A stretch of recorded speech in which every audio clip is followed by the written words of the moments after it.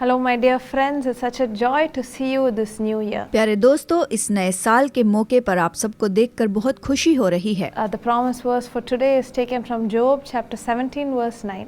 आज का प्रतिज्ञा का वचन लिया गया है अय्यूब अध्याय 17 वचन 9 से। The righteous holds to his way and he who has clean hands grows stronger and stronger. तो भी धर्मी लोग अपना मार्ग पकड़े रहेंगे और शुद्ध काम करने वाले सामर्थ पर सामर्थ पाते जाएंगे। Today the Lord says that when we have clean hands we become stronger and stronger in the Lord. आज प्रभु कहता है कि जब हमारे हाथ साफ होंगे हम अपने मार्गों में सामर्थ पर सामर्थ पाएंगे। Many of you might have heard or might have seen in many videos how surgeons wash their hands before they go and perform surgeries. आपने सुना होगा और वीडियो में देखा भी होगा कि सर्जन सर्जरी करने के पहले हाथ धोते हैं। Actually, this is a kind of test that they used to do in certain colleges. दरअसल इस तरह की टेस्ट जो होती हैं कई कॉलेज में की जाती हैं। So when surgeons used to get ready for surgeries, they used to give them soap to wash their hands.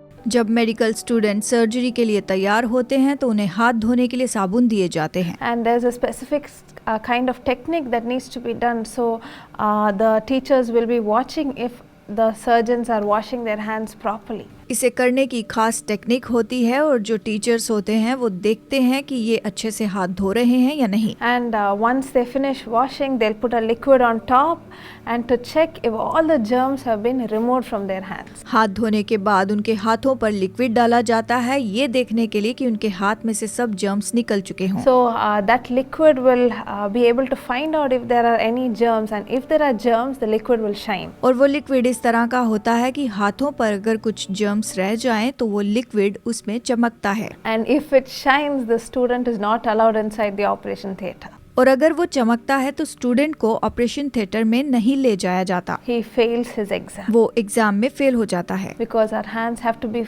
to be so clean before we start operating. क्योंकि ऑपरेशन करने के पहले हाथ पूरे साफ होने चाहिए। In the same way, the Lord says that our hands have to be clean in everything that we do in our life. इसी तरह से प्रभु कहता है कि हम जीवन में जो भी कुछ करें हमारे हाथ साफ होने चाहिए। And when God comes to judge, He is going to ask us what we have done in our lives. जब प्रभु न्याय करने आएगा तो वो हमसे पूछेगा कि हमने क्या किया है। So this year, as you start this new year, make a promise. जैसे इस साल की आप शुरुआत करते हैं तो एक प्रतिज्ञा करें। Many of you might have been righteous all these years and you would have thought, what is the gain I am getting out of this? इतने सालों से आप धर्मी बने रहे और आप सोचते होंगे कि मैंने इससे क्या कमा लिया। But today the Lord is telling you to continue to be righteous. आज प्रभु कहता है कि इसी तरह आप धर्मी बने रहें। Even in the small things, when you are righteous and clean, the Lord will bless you with great things. छोटी छोटी बातों में जब आप धर्मी और शुद्ध रहते हैं तो प्रभु आपको बड़ी बड़ी आशीषें देता है। He will make you stronger and stronger. वो आपको सामर्थी बनाएगा। Let's pray together and let's ask the Lord to help us to be righteous and pure even in the small things in our life. आइए प्रार्थना करें और परमेश्वर से कहें कि हम छोटी छोटी बातों में धर्मी बने रहें और शुद्ध बने रहें। Lord Jesus, today I thank you for this promise, Father.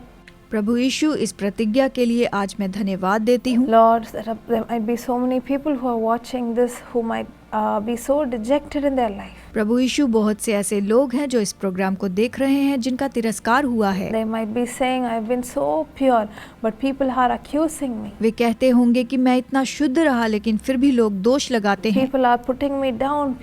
People are making fun of me. लोग मुझे नीचा दिखाते हैं और मेरा मजाक उड़ाते हैं। They might be so heartbroken. शायद इनका दिल टूट गया होगा। Lord, but today you are telling that you are so proud of your children. लेकिन प्रभु तू आज कहता है कि तुझे तेरे बच्चों पर गर्व है। Even in the hard times, they have stood faithful. मुश्किल समय में भी ये दृढ़ खड़े रहे। Lord, let them continue to be faithful, Father. प्रभु ये विश्वास योग्य बने रहें। I pray for your strength to come upon each one of them. मैं प्रार्थना करती हूँ कि तेरा बल इनमें से हर एक के ऊपर आए। Every time the world puts them down, let them look up to you, Father.